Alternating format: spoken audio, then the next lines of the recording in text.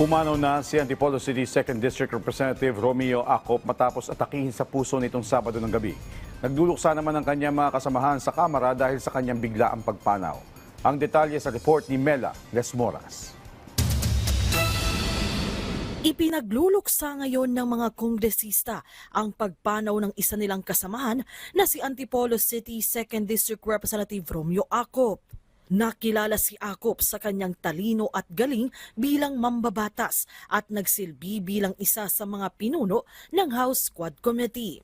Isa rin siyang abogado at dating police general. Ayon kay House Deputy Speaker Ronaldo Puno, nakapartido at matagal ng kaibigan ni Acop, katatapos lang sumailalim sa kidney transplant ni Acop noong Nobyembre at naging maayos na ang kalagayan nito pero kalaunay inatake naman siya sa puso.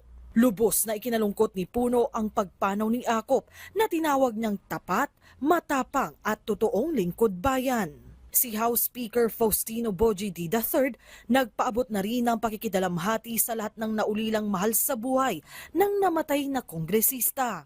Sabi ni Speaker D, hindi nila malilimutan ang serbisyo, dangal at makabuluhang kontribusyon sa lipunan ni Acop. Ang iba pang kongresista may kanya-kanya ring mensahe ng pagpupugay para sa nasawi nilang kasamahan. Si dating House Speaker Martin Romualdez nagbalik tanaw sa galing at respeto ni Acop sa due process sa kanyang pakikilahok sa Quadcom hearings noon. Habang si Lanao del Sur 1st District Representative Zia Alonto Adjong, kinilala naman ang kabutihan at pagiging mentor ni Acop para sa maraming kongresista tulad niya, bagay na lubos nilang pinasasalamatan. Mela Lesmoras para sa Pambansang TV sa Bagong Pilipinas.